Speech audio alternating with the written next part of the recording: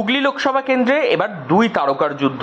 লকেট চট্টোপাধ্যায় বিদায়ী সাংসদ, তাকে আবারও প্রার্থী করেছে বিজেপি। অন্যদিকে তৃণমূলের রচনা বন্দ্যোপাধ্যায়, যদিও তার রাজনীতির ময়দানে সবে এই বছরই হয়েছে ডেবিউ। হুগলি কেন্দ্রের এই লড়াই তা কিন্তু বেশ কঠিন। প্রায় এক মাস ধরে প্রচার করছে সব রাজনৈতিক দল। 1 ইঞ্চিও জমি ছাড়তে নারাজ দুই রাজনৈতিক দলের কেউই। সে তো গেল ভোটের লড়াই, কিন্তু যারা একসঙ্গে দীর্ঘদিন সময় কাটিয়েছেন সেটে, সিনেমায়, সেই সমীকরণ, তাদের সেই সম্পর্ক তা এখন কেমন, কি ভাবছেন তারা একে অপরকে নিয়ে, এই প্রশ্ন রয়েছে দীর্ঘদিন ধরেই হুগলি লোকসভা কেন্দ্রের মানুষের মনে। এবার সেই প্রশ্নেরই খোলাসা করলেন দুই তারকা প্রার্থী, একদিকে লকেট, অন্যদিকে রচনা। লকেটের সঙ্গে অনেক ভালো স্মৃতি আছে এবং সেই স্মৃতিগুলোকেই আগলে ধরে রাখতে চান, এমনই বলেছেন রচনা বন্দ্যোপাধ্যায়। রাজনীতিতে ব্যক্তিগত সম্পর্কের আঁচ যেন না পড়ে, সম্পর্ক যেন ভালো থাকে, সেই কথাও জানিয়েছেন লকেট চট্টোপাধ্যায়।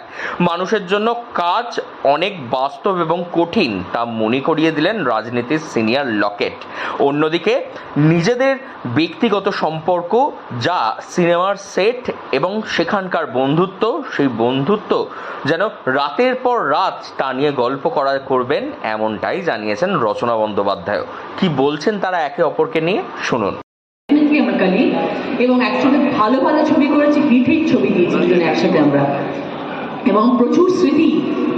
কখনো যদি পলিটিক্সটাকে বাদ দিয়ে যদি আমি আর আপনি যেরকম একটা কথা বলছিলাম, আমি আর লকেট যদি ওখানে বসি, কখনো অত যে আমাদের কথা থাকবে, যে ওর যদি সেগুলো স্মৃতিগুলো মনে থাকে আর আমার যদি সেগুলো মনে থাকে, তাহলে দিন কাভার হয়ে যাবে, আমাদের কথা শেষ হবে না। এতগুলোই আমাদের স্মৃতি আছে এবং সবগুলোই ছবি রিলেটেড। কারণ আগেকার দিনে কি হতো জানেন দাদা, আমরা যখন সিনেমা করতাম তখন না আমাদের ওই বন্ডিংটা ভীষণ স্ট্রং ছিল, আর্টিস্ট বন্ডিংটা। কারণ আমরা একসাথে আউটডোর করতাম, আমরা একসাথে ছবি, দিনের পর দিন ছবি হতো। এখন 10 দিনের ছবি হয়, তখন 45 দিন ধরে ছবি হতো। তো আমরা এই যে 4-5 জন শিল্পী, 6-7 জন শিল্পী, আমি প্রসেনজিৎ চট্টোপাধ্যায়, অভিষেক চ্যাটার্জি, লকেট চ্যাটার্জি, রঞ্জিত মল্লিক, লাবণী সরকার, কৌশিক ব্যানার্জি, আমরা একটা গ্রুপ থাকতাম।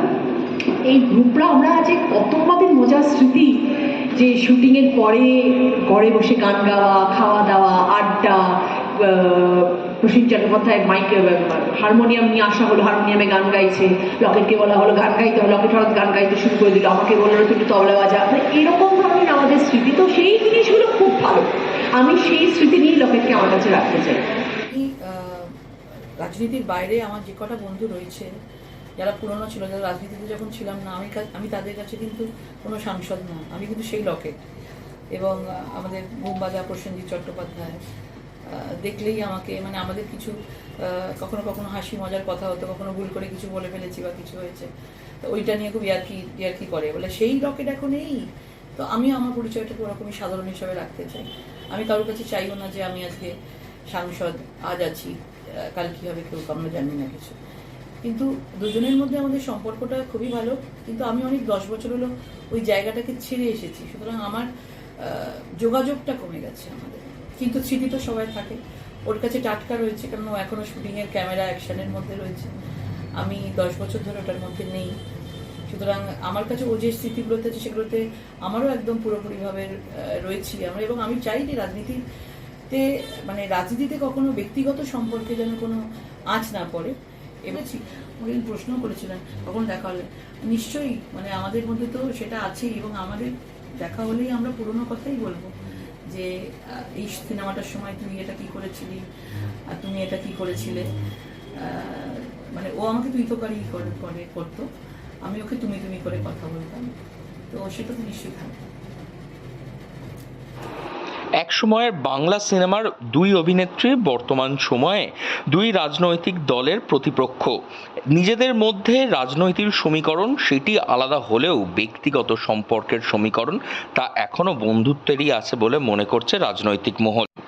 হুগলি থেকে রাহি হালদার, লোকাল 18 বাংলা।